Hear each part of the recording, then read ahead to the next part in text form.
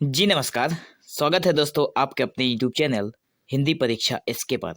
तो आज हम इस वीडियो में लेकर आए हैं हमारे संचयन भाग 2 कक्षा 10वीं की हरिहर काका जो चैप्टर है उसे हम लोग बहुत ही अच्छे तरीके से समझने का प्रयास करते हैं। तो चैप्टर है हरिहर काका। पहले लाइन में कहा गया है, हरिहर काका के यहाँ से मैं अभी अभी लौटा हूँ, कल भी उनके यहाँ गया था। यहाँ पे जो इसके कवि हैं, लेखक हैं, वो बता रहे हैं कि वो अभी अभी हरिहर काका के घर से लौटे हैं और कल भी वहां गए थे, लेकिन न तो वो कल ही कुछ कह सके और न आज ही। दोनों दिन उनके पास मैं देर तक बैठा रहा, लेकिन उन्होंने कोई बातचीत नहीं की। अब यहाँ पे कहा गया है कि हरिहर काका ने कल भी कुछ नहीं कहा और आज भी नहीं कहा, ठीक है। और जो लेखक उनके पास जाकर बैठे थे वो बैठे रहे और उन्होंने कोई बातचीत नहीं की। जब उनकी तबीयत के बारे में पूछा तब उन्होंने सिर उठाकर एक बार मुझे देखा, फिर सिर झुकाया तो दोबारा मेरी ओर नहीं देखा। अब यहाँ पे हरिहर काका को जब लेखक ने उनकी तबीयत के बारे में पूछा तो हरिहर काका ने एक बार उनकी तरफ अपने सर को उठाकर देखा और फिर दोबारा उनकी तरफ सिर को नहीं उठाया। हालांकि उनकी एक ही नज़र बहुत कुछ कह गई। जिन यंत्रणाओं के बीच वो घिरे थे और जिस मनस्थिति में जी रहे थे उसमें आंखें ही बहुत कुछ कह देती हैं, मुंह खोलने की जरूरत नहीं पड़ती। अब यहाँ पे कहा गया है कि वो बहुत या यंत्रणाओं का मतलब है बहुत तकलीफ में थे, यातनाओं में थे, ठीक है। तो यहाँ पे उनकी जो मन स्थिति थी उसको कभी भांप गए और उन्हें उनकी आंखों को ही पढ़ गए और उन्हें मूल जो हरिहर काका हैं उन्हें मुंह खोलने की जरूरत नहीं पड़ी, क्योंकि जो लेखक हैं उन्होंने उनकी आंखों में ही सारी उनकी वेदनाओं को देख लिया था।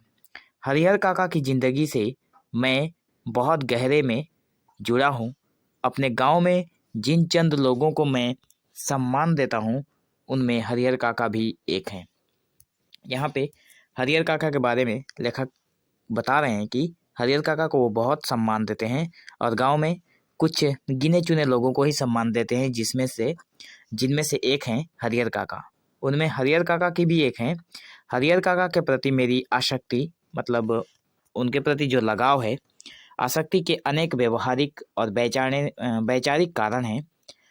उनमें प्रमुख कारण 2 हैं। अब यहाँ पे हरिहर काका के साथ उनका जो लगाव है उसका सिर्फ जो प्रमुख कारण है वो 2 हैं। एक तो यह कि हरिहर काका मेरे पड़ोस में रहते हैं और दूसरा कारण यह है कि मेरी माँ बताती है हरिहर काका बचपन में मुझे बहुत दुलार करते थे। अब यहाँ पे जो लेखक हैं वो बता रहे हैं कि हरिहर काका को वो सम्मान देते हैं और इसका मुख्यतः 2 कारण है। पहला बताया है कि हरिहर काका जो है वो उनके पड़ोस में रहते हैं और दूसरा कारण ये है कि उनकी जो माँ है, लेखक की जो माँ है, वो बताती हैं कि हरिहर काका जब लेखक बचपन में छोटे थे तब उन्हें बहुत दुलार और प्यार करते थे, ठीक है। अपने कंधे पर बैठाकर घुमाया करते थे। एक पिता अपने बच्चे को जितना प्यार करता है उससे कहीं ज़्यादा प्यार हरिहर काका मुझे करते थे। यहाँ पे ये बातें बताना चाहते हैं, ठीक है।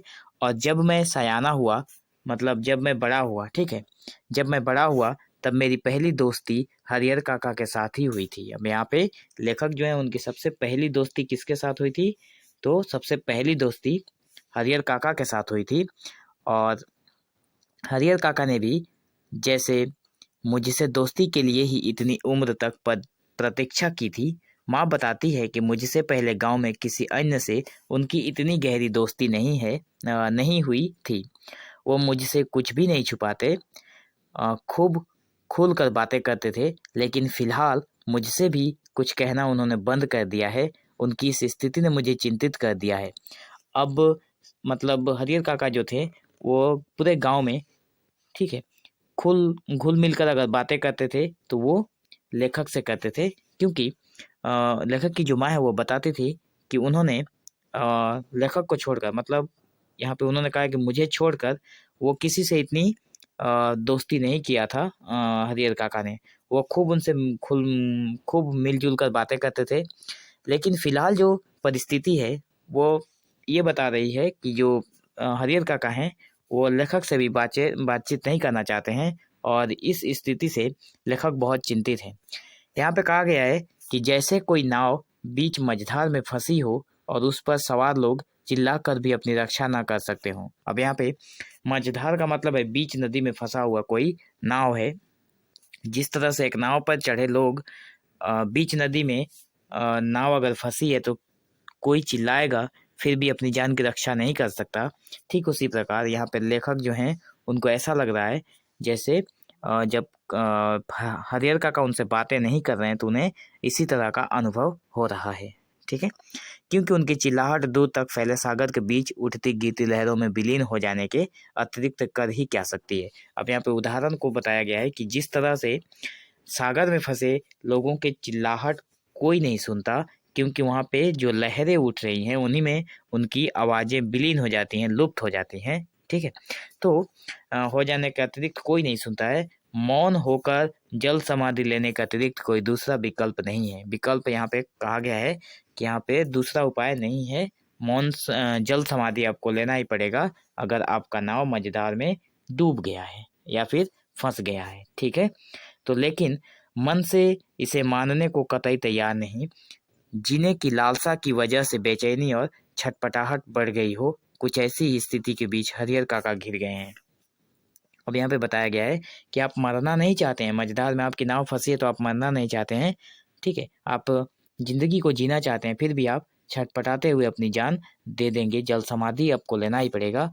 ठीक है, ठीक उसी तरह से बताया गया है कि यहाँ पे लेखक जो है उनका भी लेखक के जो हरिहर काका है, ठीक है, लेखक नहीं जो हरिहर काका है उनकी भी मना स्थिति कुछ ऐसी है कि वो इसी स्थिति में घिरे हुए हैं।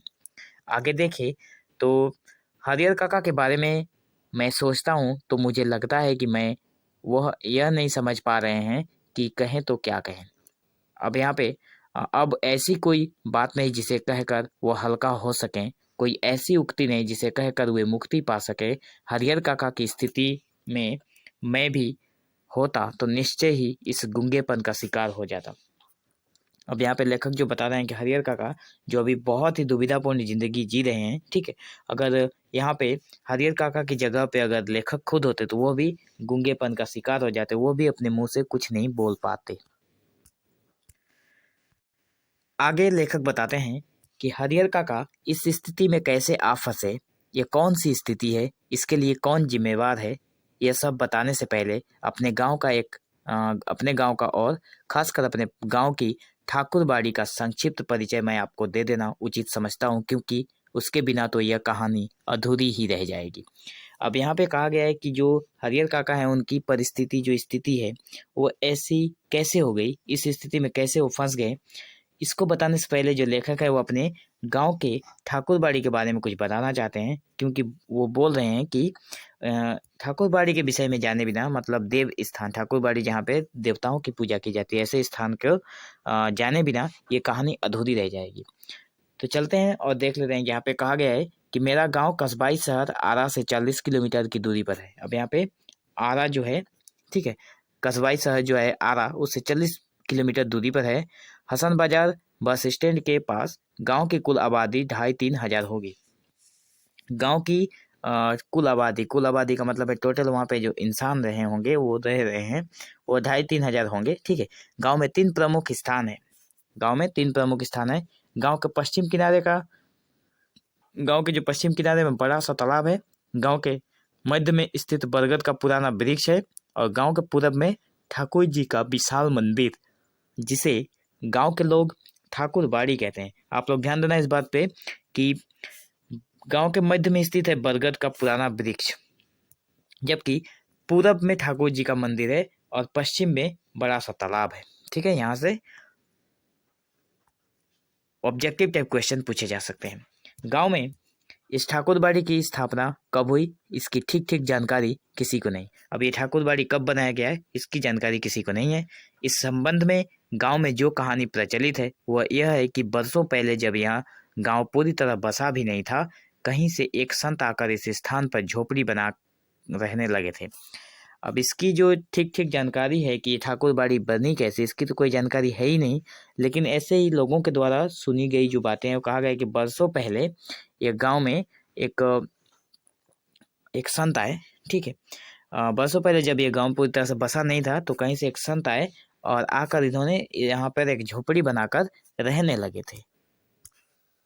अब जो वो संत थे वो सुबह शाम यहाँ ठाकुर जी की पूजा करते, लोगों से मांग कर खा लेते थे और पूजा पाठ की भावना जागृत करते थे। बाद में लोगों ने चंदा करके यहाँ ठाकुर जी का एक छोटा सा मंदिर बनवा दिया। अब गांव की जो हालत थी उस हिसाब से लोगों में चंदा लेकर एक ठाकुर जी का छोटा सा मंदिर बनवा दिया गया। फिर जैसे जैसे गांव बसता गया और आबादी बढ़ती गई, मंदिर के कलेवर में भी विस्तार होता गया। अब यहाँ पे जैसे जैसे लोग बढ़े वैसे वैसे मंदिर का कलेवर जो था वहाँ पे भी वो बढ़ता गया। लोग ठाकुर जी को मनौती मानते कि पुत्र हो, मुकदमे में विजय हो, लड़की की शादी अच्छे घर में तय हो, लड़के को नौकरी मिल जाए, फिर इसमें इनको सफलता मिलती। वो खुशी में ठाकुर जी पर रुपए, जेवर, अनाज चढ़ाते। अब यहाँ पे लोग बढ़ते गए और लोगों में जो अपनी मनौती को पूरा करने के लिए जो लोग आश्रय रखते हैं, जो विश्वास करते हैं, उन्होंने भी यहाँ पे भी वही हुआ कि जैसे ही लोग बढ़े, लोगों ने उस मंदिर में अपने अपने तरीके से अलग अलग मन्नतें मांग ली। और जब उनकी मन्नतें पूरी हो गई तो खुशी से लोग वहाँ पे रुपए, जेवर, अनाज चढ़ाते गए। अधिक खुशी होती तो ठाकुर जी के नाम अपने खेत का एक छोटा सा टुकड़ा लिख देते। यह परंपरा आज तक जारी है। अगर किसी को ज़्यादा खुशी मिल जाती तो वो ठाकुर जी के नाम पर अपने जमीन जायदाद के खेतों में से टुकड़ा दे देते। अधिकांश लोगों को विश्वास है कि उन्हें अच्छी फसल होती है तो ठाकुर जी की कृपा से। बहुत सारे लोग आज भी विश्वास करते हैं कि अगर उन्हें उनके खेत में अच्छी फसल भी होती है तो वह ठाकुर जी की कृपा से हो रही है। मुकदमे में उनकी जीत हुई तो ठाकुर जी के चलते। लड़की की शादी इसलिए जल्दी तय हो गई क्योंकि ठाकुर जी की मनौती मनाई गई थी। लोगों के इस विश्वास का ही यह परिणाम है कि गांव की अन्य चीज़ों की तुलना में ठाकुरबाड़ी का विकास 1000 गुना अधिक हुआ है। मतलब ठाकुरबाड़ी का जितना विकास हुआ है उतना किसी भी अन्य गांव में जगह पे नहीं हुआ है, क्योंकि वहाँ पे सारे लोगों की जो विश्वास है वो भरा पड़ा है। अब तो यह गांव ठाकुरबाड़ी से ही पहचाना जाता है। अब इस गांव को ठाकुरबाड़ी के नाम से पहचाना जाता है। यह ठाकुरबाड़ी ने न सिर्फ मेरे गांव की एक बड़ी और विशाल ठाकुरबाड़ी है, बल्कि पूरे इलाके में इसकी जोड़ की दूसरी ठाकुरबाड़ी नहीं है। तो यहाँ पर जो लेखक है उन्होंने बता दिया ठाकुरबाड़ी के बारे में। ठीक है, आगे है ठाकुरबाड़ी के नाम पर 20 बीघे खेत हैं। देखो, पहले ठाकुरबाड़ी के नाम पर कुछ भी नहीं था, लेकिन आज यहाँ पे 20 बीघा खेत हैं। धार्मिक लोगों की एक समिति है जो ठाकुरबाड़ी की देखरेख और संचालन के लिए प्रत्येक 3 साल पर एक महंत और एक पुजारी की नियुक्ति करती है। तो देखिए, यहाँ पे बताया गया है कि पहले ठाकुरबाड़ी के पास कुछ भी नहीं था, लेकिन अब 20 बीघे जमीन है। धार्मिक लोगों की एक समिति है जो ठाकुरबाड़ी की देखरेख संचालन का कार्य करती है, जिसमें प्रत्येक 3 साल पर एक महंत और एक पुजारी की नियुक्ति करती है। ठीक है, नियुक्ति करना मतलब वहाँ पे किसी को तैनात करना, लगाया जाना पूजा करने के लिए। तो ये वीडियो बहुत लंबी हो रही है और इसको इसी तरह से क्रम अनुसार समझने के लिए आप हमारे चैनल पर बने रहें, ताकि इसके सेकंड पार्ट हम जैसे ही अपलोड करें आप लोगों को तुरंत उसका नोटिफिकेशन मिल जाए। ठीक है, और अगर नोटिफिकेशन नहीं मिलता है तो आप लोग चैनल के प्ले लिस्ट में जरूर जाएं। आप लोगों को वहाँ से सारी चीज़ें बहुत ही बारीकी से समझ में आ जाएगी। ठीक है, so thank you for watching this video. Have an awesome day.